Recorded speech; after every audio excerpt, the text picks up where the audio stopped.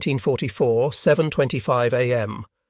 Dog White Sector, Omaha Beach, Normandy. The salt spray mixed with blood as Brigadier General Norman Cota pressed himself against the shingle, his uniform already soaked through with seawater and sweat.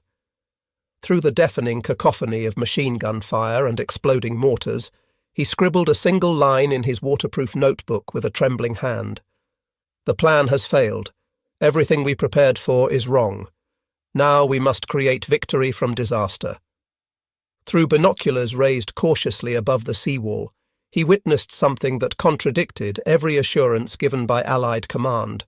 The beach was a killing field, the naval bombardment had failed, and American soldiers were being systematically slaughtered.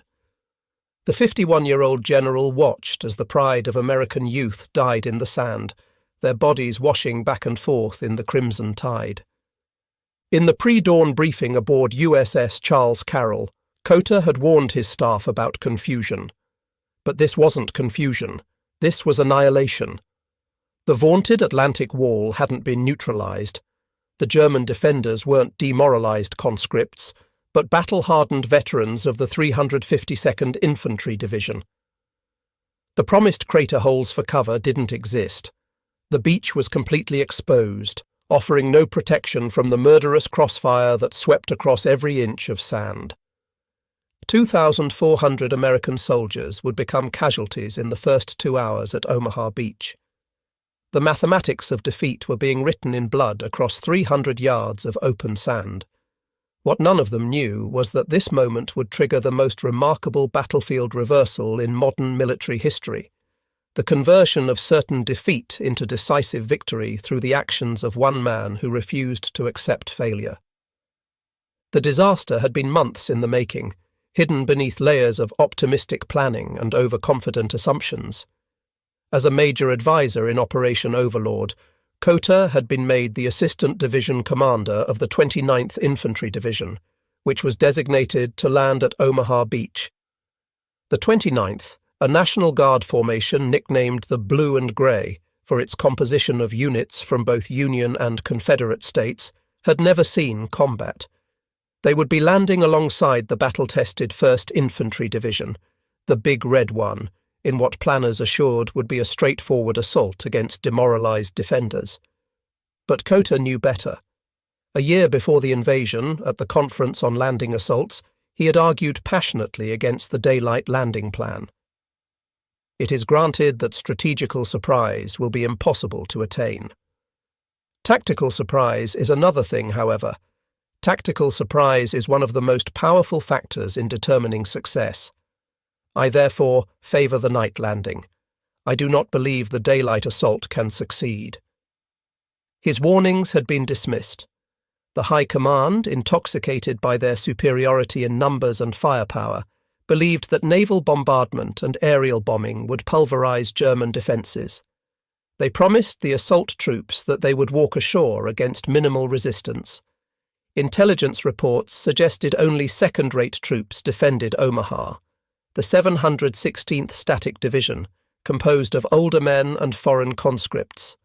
The reality was catastrophically different. Unknown to Allied intelligence, the veteran 352nd Infantry Division had moved into the Omaha sector just weeks before the invasion.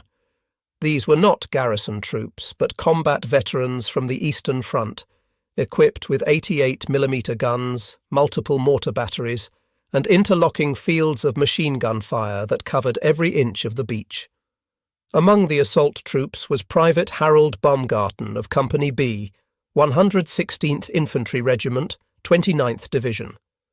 A 19-year-old from New York City, he had joined the National Guard to escape the tedium of civilian life. Now, packed into a landing craft with 30 other men, he watched the French coast grow larger through the grey dawn light. The naval bombardment that was supposed to last until H hour had already stopped. The beach ahead looked pristine, untouched, a very bad sign. Sergeant Robert Slaughter, Company D, 116th Infantry, remembered the final briefing.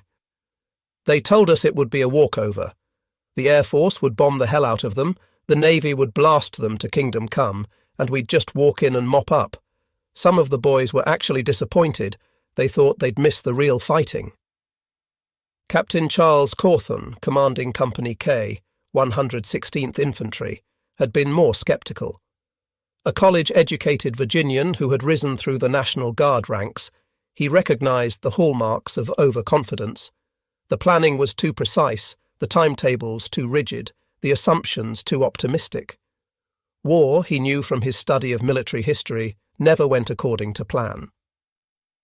At 6:30 a.m., H-hour, the first wave hit the beach.